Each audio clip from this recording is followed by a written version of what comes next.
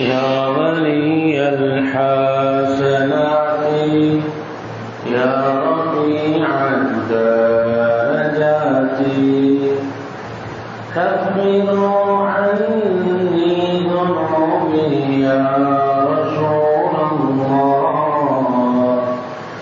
واعفني عن سيئاتي يا حبيب الله لا إله إلا الله لا إله إلا الله لا إله إلا الله يا رسول الله محمد رسول الله يا حبيب الله أعوذ بالله من الشيطان الرجيم بسم الله الرحمن الرحيم إن الله وملائكته يصلون على النبي يا أيها الذين آمنوا صلوا عليه وسلموا تسليما اللهم صل على سيدنا وشفيعنا وحبيبنا ومولانا محمد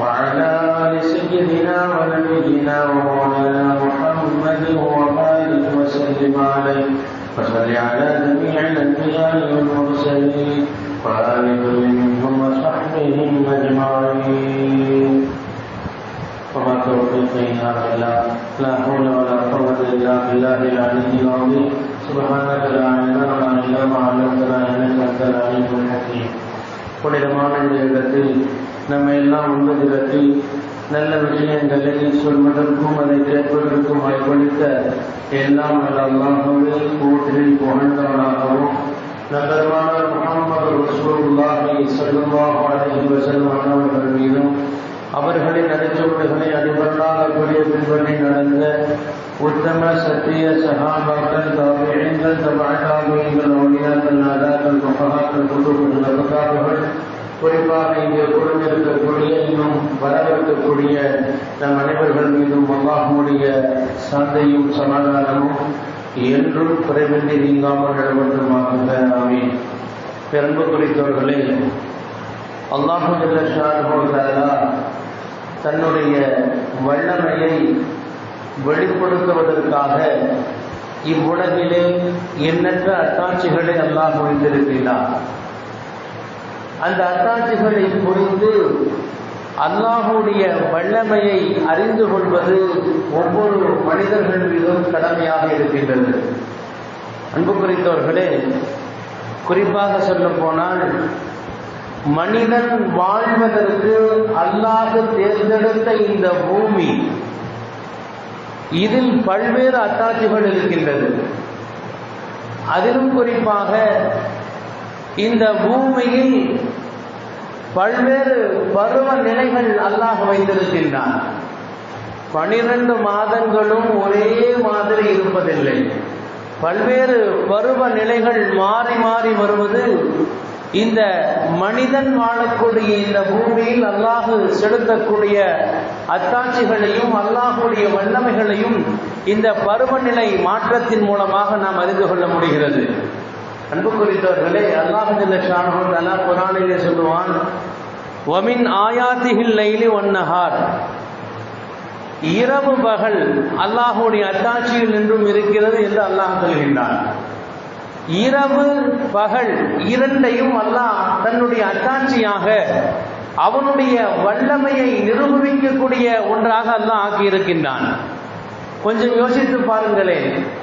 முழு நேரமும் பகலாக இருந்தால் அல்லது முழு நேரமும் இரவாக இருந்தால் மனித வாழ்க்கை மட்டுமல்ல, அத்தனை ஜீவராசிகளுடைய வாழ்க்கையும் சம்பித்து போய்விடும்.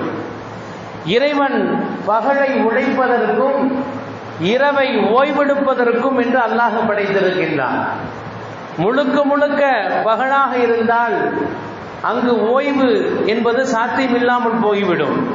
முழுக்க முழுக்க இரவாக இருந்தால் உழைப்பு என்பது சாத்தியமில்லாமல் போய்விடும்.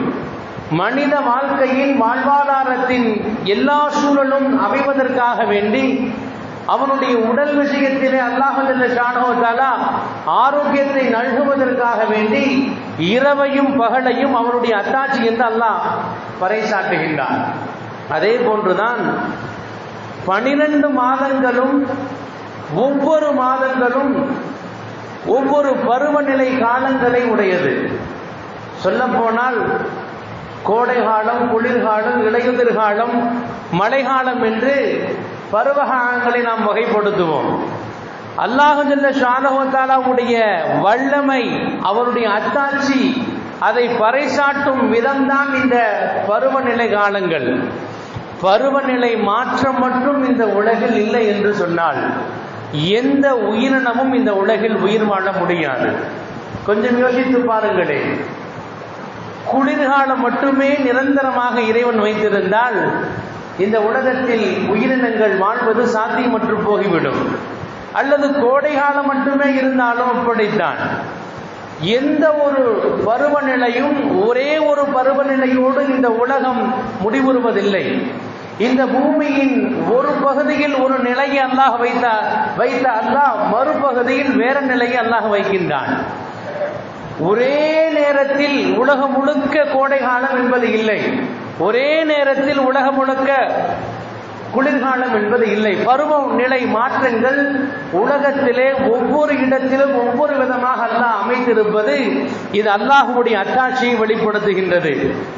அன்புக்குரியவர்களே, குறிப்பாக குளிர்காலம், கோடை காலத்தை பற்றி நாம் இஸ்லாத்தின் பார்வையில் அதை அறிகின்ற பொழுது நரகத்துடைய மூச்சு காற்றுதான் குளிர்காலமாக, கோடை காலமாக நபி அவர்கள் நமக்கு அறிமுகப்படுத்துகின்றார்கள். இஷ்டகத்தின் நாருபி இலா ரப்பிஹா, அல்லாஹுவிடத்திலே நரகம் முறையிடுகிறது. நெருப்புடைய வேதனை, சூடு தாங்க முடியல, அதே போன்று குளிர் தாங்க முடியல என்று நரகமே அல்லாஹ்ட்ட முறையிடுகின்றது. ஹதீஸ்ல வருது. அப்ப எந்த அளவுக்கு நரகத்திற்கே அந்த சூட்டையும் அந்த குளிரையும் தாங்க முடியவில்லை என்று சொன்னால் அது எவ்வளவு கொடூரம் என்பதை நாம் சிந்திக்க பார்க்கவே முடியவில்லை. அன்புக்குரியவர்களே, அப்படிப்பட்ட ஒரு சூழலில் நரகம் முறையிடுகின்ற பொழுது அல்லாஹ் 2 முறை மூச்சு விட சொல்கின்றான். ஒரு முறை கோடை காலம், இன்னொரு முறை இடக்கூடிய மூச்சு குளிர்காலமாக இந்த உலகம் சந்தித்துக் கொண்டிருக்கின்றது. எனவே இஸ்லாத்தின் பார்வையில் நபிகள் நாயகம் ஸல்லல்லாஹு அலைஹி வஸல்லம் அவர்கள் சொல்லித் தந்த அந்த வழிமுறையின் அடிப்படையில் குளிர்காலம் என்பதும் கோடை காலம் என்பதும் நரகத்தின் மூச்சு காற்றாக நமக்கு அறிமுகப்படுத்துகின்றார்கள். அன்புக்குரியவர்களே, குறிப்பாக குளிர்காலத்திலே நாம் பேண வேண்டிய 2 விஷயங்கள். ஒன்று, நம் ஆரோக்கியத்தை பேண வேண்டும். காரணம், அதிகமாக சுகவீனம், அதிகமான உடல்நிலை கோளாறுகள், உடல்நிலை சரியில்லாமல் போவது இந்த குளிர்காலத்தில் தான். எனவே நாம் அதிக கவனம் உடல் ஆரோக்கிய விஷயத்திலே நாம் மேற்கொள்ள வேண்டும். 2வது, வணக்க வழிபாடுகள் விஷயத்தில் சோம்பேறித்தனம், சோம்பல் என்பது இந்த குளிர்காலத்தில் கொஞ்சம் கூடுதலாகத்தான் இருக்கும். சிரமம் பார்க்காமல் வணக்க வழிபாடுகளில் தோய்வில்லாமல் இந்த குளிர்காலத்தை நாம் கடக்க வேண்டும். முதல் விஷயம் ஆரோக்கியம். ஆரோக்கியத்தை பற்றி இஸ்லாத்தின் பார்வையில் நபிகள் நாயகம் ஸல்லல்லாஹு அலைஹி வஸல்லம் நமக்கு சொல்லித் தருவார்கள். ஈமானுக்கு அடுத்து ஒரு சிறப்பான பாக்கியம் என்பது ஆரோக்கியம்தான். ஒரு மனிதனுக்கு அல்லாஹ் கொடுத்த ஈமான் மிக உன்னதமானது, உயர்வானது, சிறப்பானது. ஈமானுக்கு அடுத்து ஒரு உயர்வான பாக்கியம் செல்வம், பதவி என்று நாம் பல விஷயங்களை வரிசைப்படுத்தினாலும் முதல் இடத்தில் இருப்பது ஆரோக்கியம்தான். அப்படிப்பட்ட ஒரு உன்னதமான பாக்கியம் ஆரோக்கியம் என்பது. எனவே இந்த காலங்களில் குறிப்பாக குழந்தைகளுக்கு, அதே போன்று பெரியவர்களாகட்டும் முதியவர்களாகட்டும் வெகு விரைவாக நோய் தொற்று என்பது ஏற்படக்கூடிய ஒரு காலம். எனவே ஆரோக்கிய விஷயத்தில் மிக கவனமாக இருக்க வேண்டும். அன்புக்குரியவர்களே, அறிவை புகட்டக்கூடிய கல்வி அது ஒரு செல்வம். கல்வி என்பது ஒரு செல்வம் தான். அது அறிவை புகட்டுகிறது. மடமையில் இருக்கக்கூடிய நமக்கு ஞானத்தை தரக்கூடியது கல்வி, அது ஒரு செல்வம். அதே போன்று பொருள் செல்வம், வாழ்வாதாரம். அந்த வாழ்வாதாரத்தின் ஒரு மனிதனுடைய வாழ்வாதார தரத்தை உயர்த்துவது என்பது செல்வம். சோதனையான கால சூழலும் எவ்வளவு பெரிய சோதனைகள் வந்தாலும் அதை சாதனைகளாக மாற்றக்கூடிய ஒரு பருவம் இளமை என்பது ஒரு இளமை செல்வமாக பாவிக்கப்படுகிறது. கல்வி செல்வமாகட்டும், பொருள் செல்வமாகட்டும், இளமை செல்வமாகட்டும், ஈருலகத்திலும் ஈடேற்றம் தரக்கூடிய ஒரு செல்வம் குழந்தை செல்வம். இப்படிப்பட்ட 1000 செல்வங்கள் நம்மிடத்தில் இருந்தாலும் இது அனைத்திற்கும் ஈடாகாத, ஈடு இணையில்லாத ஒரு செல்வம் ஆரோக்கியம் என்ற செல்வம். எனவேதான் ஆரோக்கியத்தை நபிகள் நாயகம் ஸல்லல்லாஹு அலைஹி சொன்னாங்க, ஈமானுக்கு அடுத்து ஒரு சிறந்த ஒன்று மனிதனுக்கு கிடைத்த மிகப்பெரிய வெகுமதி ஆரோக்கியம் என்று சொன்னார்கள். அன்பு குறித்தவர்களே, ஆரோக்கியமான வாழ்வை நபிகள் நாயகம் ஸல்லல்லாஹு அலைஹி வஸல்லம் அவர்கள் கேட்கும்படி சொன்னார்கள். அல்லாஹ்ட்ட பாவ மன்னிப்பு தேடுங்க. மெம்பர் படியில ஏறி நின்றுக்கிட்டு நபிகள் நாயகம் அழுதார்கள். அழுதுட்டு இந்த சமூகத்தை பார்த்து சொன்னாங்க, அல்லாஹ்ட்ட பாவ மன்னிப்பு தேடுங்க, அல்லாஹ்ட்ட ஆரோக்கியத்தை கேளுங்கன்னு சொன்னாங்க. ஆரோக்கியம் ரொம்ப முக்கியமான ஒன்று. அந்த அப்படிப்பட்ட ஆரோக்கியம் ஒரு மனிதனுக்கு குறிப்பாக இந்த குளிர்காலத்திலே கொஞ்சம் குன்றக்கூடிய ஒரு சூழல். எனவே அதிலே நாம் கவனமாக இருக்க வேண்டும்.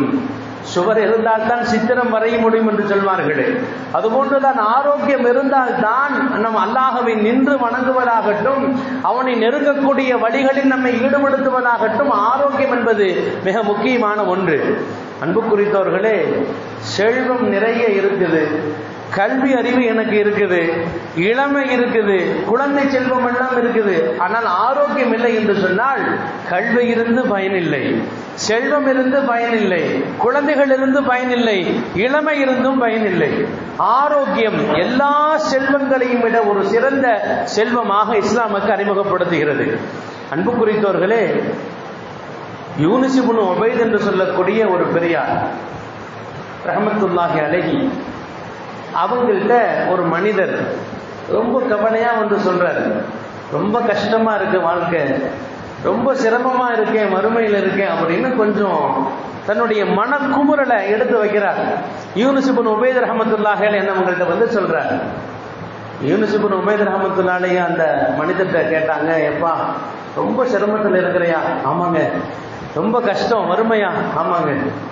உடனே யூனுஸ் இப்னு உபைத் ரஹ்மத்துல்லாஹி அலைஹி அப்படியே 1,00,000 தீனார் உனக்கு தர்றேன்பா, 1,00,000 தீனார் உனக்கு தர்றேன், உன்னுடைய 2 கண்ணை கொடுத்துறியா? அவர் ஆடி போயிட்டார். சிரமம் கஷ்டம்னு சொன்னா ஏதாவது உதவி செய்வார்னா நம்மள்ட்ட இருக்கிற கண்ணை பறிக்க பார்க்கிறார் இவரு. யூனுஸ் இப்னு உபைத் ரஹ்மத்துல்லாஹி அலைஹி சொல்றாங்க, ஒரு 2 கண்ணை கொடுத்துரு, உன் வறுமையை போக்கிடுறேன், உன் கஷ்டத்தை போக்கிடுறேன், 1,00,000 தீனார் திர்ஹம் தர்றேங்கிறாரு. உடனே அவர் மறுத்துறாரு, ஐயோ அதெல்லாம் என்னால தர முடியாது, கண்ணெல்லாம் எப்படி வாழ்றது? உடனே அந்த மனிதத்தை யூனுஸ் இப்னு உபைத் ரஹ்மத்துல்லாஹி அலைஹி சொன்னாங்க, சரிப்பா 1,00,000 தீனார் திர்ஹம் தர்றேன், கண்ணத்தான் தர முடியல, ஒரு 2 கையாவது கொடுத்துரு. அதுக்கும் மறுக்கிறார், கையெல்லாம் எப்படி வாழ்றது? சரி ஒரு 2 காலை கொடு, அதுக்கும் அவர் மறுக்கிறார். யூனுஸ் இப்னு உபைத் ரஹ்மத்துல்லாஹி அலைஹி ஒரு விஷயத்தை அந்த மனிதருக்கு புரிய வைக்கிறார்.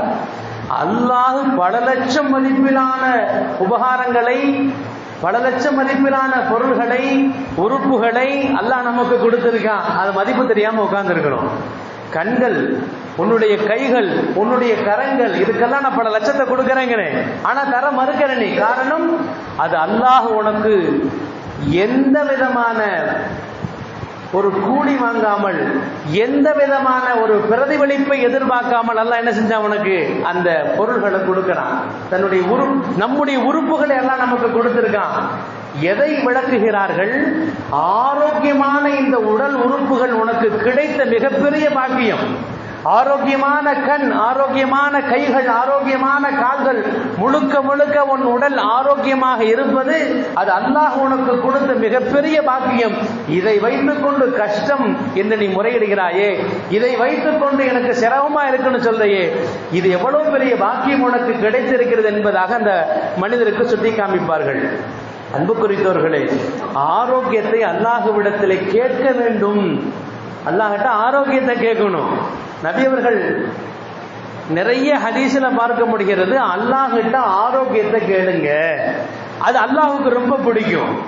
எல்லாம் செல்வத்தை கொடு, பதவியை கொடு, என்னுடைய தேவைகளை நிறைவேற்று அப்படிங்கிற கேட்கறத எல்லாம் விட அல்லாட்ட எனக்கு ஆரோக்கியத்தை கொடு அப்படின்னு கேட்கறது அல்லாவுக்கு ரொம்ப பிடிக்கும், மலக்குமார்களுக்கு ரொம்ப பிடிக்கும். காரணம், ஆரோக்கியமான வாழ்வு தான் ஒரு மனிதனை இம்மை வாழ்க்கையில் சீராக அவன் வாழ்வதற்கு, அல்லாஹ்வை நெருங்குவதற்குண்டான வழிகளில் தன்னை ஈடுபடுவதற்கு ரொம்ப உதவியாக இருக்கும். ஆரோக்கியம் இல்லைன்னா, ஆரோக்கியம் என்பது நமக்கு நாம் இழந்து விட்டால் அல்லாஹ்வை நெருங்குவதற்குண்டான வழிகளில் கொஞ்சம் பின்தங்கிடுவோம். ஆரோக்கியம் ரொம்ப முக்கியம். எனவே நபி அவர்கள் சொன்னாங்க, ஆரோக்கியத்தை அல்லாஹ்விடத்திலே கேளுங்கள். குறிப்பாக இந்த காலத்திலே ஆரோக்கியம் குன்றுவதற்குண்டான சீதோசன சூழல் இருக்கக்கூடிய இந்த குளிர்காலத்திலே நம்ம என்ன செய்யணும், அல்லாஹ்ட்ட அதிகமாக ஆரோக்கியத்தை கேட்கணும்.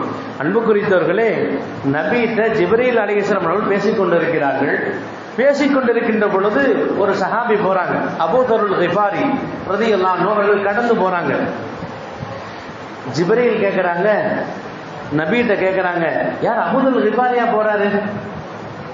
நபிகிட்ட பேசிட்டு இருக்கும் பொழுது இடையில போறக்கூடிய சஹாபிய ஜிப்ரீல் கேட்கிறாங்க, அபூ தருல் கிஃபாரியா போறதுன்னு கேட்கிறாங்க. நபி அவர்கள் சொன்னாங்க, ஆமா அபூ தருல் கிஃபாரி தான் போறாரு.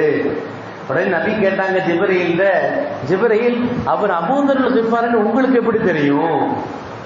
அப்ப ஜிப்ரீல் சொன்னாங்க, நபியே, உலகத்திலே பூமியிலே இருக்கக்கூடிய நீங்கள் எப்படி அவர் அபூ தருல் கிஃபாரி என்று அறிவீர்களோ அதே போன்று வானவர்கள், வானத்தில் இருக்கக்கூடிய வானவர்கள் அனைவரும் அவர் அபூ தருல் கிஃபாரி என்று அறிவார்கள் சொல்லிட்டு அதனுடைய காரணத்தை ஜிப்ரீல் சொல்லுவாங்க. அபூ தருல் கிஃபாரி டெய்லியும் 2 நேரத்துல ஒரு துஆ செய்யறாரு. அந்த துஆ மலக்குமார்களை ஆச்சரியப்படுத்துகிறது.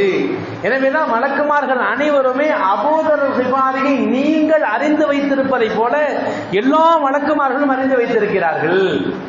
அப்ப ஜிப்ரீல் சொன்னாங்க, யா ரசூலல்லாஹ், நீங்க அபூ தரை கூட்டிட்டு கேளுங்க, அப்படி என்னதான் துஆ செய்யறாரு. அல்லாஹ்வுக்கு ரொம்ப பிடிச்ச துஆ, மலக்குமார்களாகி நாங்கள் எல்லாம் ஆச்சரியப்படுகிறோம், அவர் மீது நேசம் கொள்கிறோம், அப்படிப்பட்ட பிரார்த்தனை அல்லாஹ்ட்ட கேட்கிறாரு அப்படின்னு ஜிப்ரீல் அலைஹிஸ்ஸலாம் அவர்கள் நபிகிட்ட சொல்றாங்க. நபி அவர்கள் கூப்பிடுறாங்க, அபூ தரை கூப்பிட்டு கேட்கறாங்க, என்ன அபூ தரை, டெய்லி 2 நேரத்துல அல்லாஹ்ட்ட நீ துஆ செய்யறியாமா, அப்படி என்னதான் துஆ செய்யற? நபிகள் நாயகம் ஸல்லல்லாஹு அலைஹி வஸல்லம் அன்னவர்களிடத்தில் அபூ தருல் கிஃபாரி ரலியல்லாஹு அன்ஹு சொன்னார்கள், யா ரசூலல்லாஹ், தினமும் 2 நேரம் நான் அல்லாஹ்விடத்திலே ஒரு 10 கலிமாக்களை சொல்லி துஆ செய்கிறேன். 10 கலிமாக்களை சொல்லி துஆ செய்கிறேன். வுது செய்து விட்டு நான் அல்லாஹ்கிட்ட என்ன செய்றேன், துஆ செய்வதற்காக வேண்டி அமர்ந்து கொண்டு 10 கலிமாக்களை நான் அல்லாஹ்விடத்திலே முன்வைக்கிறேன். ஃபர்ஸ்ட் துஆவுக்கு முன்னாடி நான் அல்லாஹ்வை புகழ்கிறேன் சொல்றாங்க, நான் அல்லாஹ்வை புகழ்கிறேன். அதற்கு பிறகு ஒரு 10 கலிமாக்கள், அல்லாஹும்ம இன்னி அஸ்அலுக ஈமானன் தாயிமா, யா அல்லாஹ் நிலையான ஈமானை எனக்கு தருவாயாக, கல்பன் ஹாஷியா, உன்னை பயந்து வாழக்கூடிய இதயத்தை எனக்கு தருவாயாக, இல்மன் நாஃபிஆ, பயனுள்ள கல்வியை தருவாயாக, உண்மையான உறுதிப்பாட்டை எனக்கு தருவாயாக, அதே போன்று மார்க்கத்தின் நிலைத்திருக்கக்கூடிய பாக்கியத்தை எனக்கு தருவாயாக. இப்படி லைனா வருது துஆ. அதுல அடுத்தடுத்த துஆக்கள் பாருங்கள், ஆஃபியத்தும் மின் குல்லி பலியா, எல்லா நோய்களில் இருந்து எனக்கு ஆஃபியத்தை, ஆரோக்கியத்தை தருவாயாக. எல்லா நோயிலிருந்து எனக்கு ஆரோக்கியத்தை கொடு. எப்படிப்பட்ட ஆரோக்கியம்? பரிபூர்ணமான ஆரோக்கியத்தை கொடு, நிரந்தரமான ஆரோக்கியத்தை கொடு, நிலையான ஆரோக்கியத்தை கொடு. அதே போன்று நீ கொடுத்த ஆரோக்கியத்திற்கு நன்றி செய்யக்கூடிய பாக்கியத்தை கொடு. அஷ்குர அலல் ஆஃபியா, மக்களை விட்டு தேவையற்ற இருக்கக்கூடிய போதும் என்ற மனப்பக்குவத்தை எனக்கு கொடு. இந்த 10 துஆக்களை தினமும் 2 நேரம் கேட்கிறார். இதுல அதிகமான வார்த்தைகள் என்னன்னா, அவர் அல்லாஹ்ட்ட ஆரோக்கியத்தை தான் கேட்கிறார். எனக்கு நிலையான ஆரோக்கியத்தை, பரிபூர்ணமான ஆரோக்கியத்தை, நீ கொடுத்த ஆரோக்கியத்திற்கு நன்றி செலுத்தக்கூடிய மனப்பக்குவத்தை, இப்படி அல்லாஹ்ட்ட என்ன செய்யறாரு, துஆ செய்யறாரு. இத ஜிப்ரீல் சொல்றாங்க, இந்த துஆ மலக்குமார்களை ஆச்சரியப்படுத்துகிறது, இறைவன் மகிழ்ச்சி அடைகிறான், மலக்குமார்கள் எல்லாம் அவர் மீது நேசம் கொள்ளக்கூடிய அளவுக்கு அவர் மேல இந்த நேசம் வருவதற்குண்டான காரணம் என்ன? அவர் ஆரோக்கியத்தை கேட்டது. அன்பு குறித்தவர்களே, அல்லாஹ்ட்ட நம்ம ஏனைய செல்வங்களை எல்லாம் கேட்பதை விட ஆரோக்கியம் என்ற ஒரு செல்வம் கிடைத்து விட்டால், அந்த ஆரோக்கியம் என்ற செல்வம் வேற மற்ற அத்தனை செல்வங்களையும் அது எடுத்து கொண்டு வந்துவிடும். அன்பு குறித்தவர்களே, இரண்டாவது விஷயம், முதல்ல இந்த குளிர்காலம் வருகின்ற பொழுது நாம் அல்லாஹ்ட்ட அதிகமாக கேட்கக்கூடியது ஆரோக்கியம். இரண்டாவது, எவ்வளவு சிரமங்கள் வந்தாலும் வணக்க வழிபாடுகளில் சோடையாயிடக்கூடாது. குறிப்பா குளிர்காலம் வந்துட்டாவே ஃபஜ்ருடைய தொழுகை கொஞ்சம் சப்பு குறைஞ்சிரும். குளிர்காலம் வந்துட்டா என்ன ஆயிரும்? ஃபஜ்ருடைய தொழுகை சப்பு குறையும். காரணம், அந்த நேரத்தில் குளிரா இருக்கும், எப்படி எந்திரிச்சு தண்ணியில எப்படி கை வைக்கிறது, குளிர் அடிக்குமே, ஜில்லுன்னு இருக்குமே அப்படிங்கிற சிந்தனை, இதெல்லாம் சைத்தானுடைய சூழ்ச்சிகள். அப்ப இரண்டாவது, சிரமமாக இருந்தாலும் அந்த சிரமத்தை பெரிதாக பொருட்படுத்திக் கொள்ளாமல், பொதுவா இஸ்லாத்துல ஒரு விஷயம் இருக்குது, சிரமமா செய்யக்கூடிய எந்த அமலாக இருந்தால் அதுல கூலி அதிகம். எந்த வணக்கத்திலெல்லாம் சிரமம் அதிகமோ அந்த வணக்கத்திலெல்லாம் கூலியும் அதிகம். இது மார்க்கம் நமக்கு சொல்லி தருது. எனவே அன்பு குறித்தவர்களே, குளிர்காலம் என்பது கொஞ்சம் சிரமம் தான். குறிப்பா ஃபஜ்ருடைய தொழுகைக்கு எழுந்து வருவது, ஒது செய்வது, அந்த நேரத்தில் வீட்டிலிருந்து வரும் பொழுது வரக்கூடிய அந்த பனி காற்றுகள் எல்லாம் கொஞ்சம் சிரமத்தை தான் ஏற்படுத்தும். ஆனால் ஏனைய மாதங்களில் நாம் ஃபஜ்ருக்கு வரக்கூடிய அந்த நன்மைகளை விட குளிர்காலத்தில் எல்லாத்தையும் பொருட்படுத்தாமல் சிரமத்தை பெரிதாக கருதி கொள்ளாமல் நாம் ஃபஜ்ருடைய தொழுகைக்காக வேண்டி கிளம்பி வந்தோம்னா, அந்த ஜில்லுன்னு இருந்தாலும் நாம் தொழுகைக்காக வேண்டி கண்டிப்பா ஒது செய்வேன் அப்படிங்கிற அடிப்படையில் நாம் ஒது செய்து விட்டு நாம் தொழுகைக்காக வேண்டி அந்த சிரமங்களை பெரிதாக கருதி கொள்ளவில்லை என்று சொன்னால் அதன் மூலம் கிடைக்கக்கூடிய நன்மைகளும் அதிகம். அலா அதுல்லுக்கும் அலாமா யம்ஹுல்லாஹு பிஹில் ஹதாயா, நபி அவர்கள் சொன்னாங்க, உங்களுக்கு நான் சில விஷயங்களை அறிவித்து தரட்டுமா, அது உங்களுடைய பாவத்தை அழித்துவிடும், உங்களுடைய அந்தஸ்துகளை உயர்த்தும் என்று 3 விஷயத்தை சொல்றாங்க. ஒன்னு, இஸ்பாகுல் வுதுஇ அலல் மகாரி, சிரமமான நேரத்திலையும் உதுவை பரிபூர்ணமாக செய்கிறது. சிரமமான நேரம் தான் குளிர்காலம் என்பது. அந்த சிரமமான நேரத்திலும் ஒதுவை என்ன செய்யறது? பரிபூர்ணமாக செய்வது நம்முடைய பாவங்களை மன்னிப்பதற்கும் நமது அந்தஸ்து உயர்வதற்கும் காரணமாக இருக்கும். இரண்டாவது, கத்ரத்துல் ஹுதா இலல் மசாஜித், பள்ளிவாசலின் பக்கம் நடந்து வருதல், இதுவும் நம்முடைய பாவங்களை மன்னிக்கும், நமக்கு அந்தஸ்துகளை உயர்த்தி தரும். மூன்றாவதாக சொன்னார்கள், இன்திவாரு ஸலா பஅத ஸலா, ஒரு தொழுகைக்கு பிறகு அடுத்த தொழுகை எதிர்பார்த்துதல். இந்த 3 விஷயங்களை நபி அவர்கள் சொன்னாங்க, இது உங்களுடைய பாவங்கள் மன்னிக்கப்படுவதற்கும் உங்களுடைய அந்தஸ்து உயர்த்தப்படுவதற்கும் காரணமாக இருக்கும் என்று சொன்னார்கள். அன்பு குறித்தவர்களை, குறிப்பாக குளிர்காலங்களிலே நாம் செய்யக்கூடிய எல்லா அமல்களும் நமக்கு சிரமமாகத்தான் இருக்கும். பள்ளிவாசல் இந்த டைல்ஸ்ல உட்கார்றதே கொஞ்சம் சிரமம் தான். இருந்தாலும் இறைவனுக்காக, இறைவன் நமக்கு எத்தனையோ அருள்கொடைகளை அனுதினமும் நொடிப்பொழுதும் செய்து கொண்டே இருக்கின்றானே, இதெல்லாம் பெருசுபடுத்தாம நம்ம தொழுகையை விடாம, பள்ளிவாசலுடைய தொடர்புகளில் எந்த விதமான குறைகளும் வைத்துக் கொள்ளாமல் நாம் இந்த வரக்கூடிய இந்த குளிர்காலத்தை நம்ம என்ன செய்யணும்? அமல்களை கொண்டு நிறைவாக்கணும். இன்னும் சொல்ல போனா அஷ்ஷிதாஉ கனீமத்துல் ஆபிதீன், முன்னோர்கள் எப்படி சொல்லுவாங்கன்னா, குளிர்காலம் வந்துட்டாவே வணக்கசாலிகளுடைய பாக்கியம், வணக்கசாலிகளை பொறுத்த வரைக்கும் குளிர்காலத்தை பாக்கியமாக கருதுவார்கள். குளிர்காலம் வந்துட்டு அதை பாக்கியம் என்று கருதுவார்கள். இப்னு மஸ்ஊத் ரலியல்லாஹு அன்ஹு சொல்லுவாங்க, மர்ஹபன் பிஷ்ஷிதா, நம்ம ரசூலுல்லாஹ்வுடைய ரபீல் அவருடைய மாதம் வந்தா, ரபீல் புனிதமிக்க அந்த ரபீல் அவருடைய மாதத்தை வரவேற்போம். அதே போன்று ரமலானுடைய மாதம் வருகின்ற பொழுது ரமலானை வரவேற்போம். வருக வருக என்று ரபீல் அவ்வளை வசந்த காலத்தை வரவேற்பதை போன்று, வருக வருகவென்று ரமலானை வரவேற்பதை போன்று இப்னு மஸ்ஊத் ரலியல்லாஹு சொன்னாங்க, குளிர்காலமே வருகமாங்க, குளிர்காலமே வருக. என்ன காரணம்னா, குளிர்காலத்தில் அல்லாஹ்வுடைய பரக்கத்துகள் இறங்குகிறது. இரண்டாவது, இப்னு மஸ்ஊத் ரலியல்லாஹு சொல்றாங்க, குளிர்காலத்தில் இரவு நீளமானது, குளிர்காலத்தில் இரவு நீளமானது. எனவே இறைவனை நின்று வணங்குவதற்கு நிறைய நேரம் கிடைக்கும். இறைவனை நின்று வணங்குவதற்கு இரவு நீளமாக இருக்கிறது. அல்ஹம்துலில்லாஹ், குளிர்காலமே வருகன்னு சொல்லுவாங்க.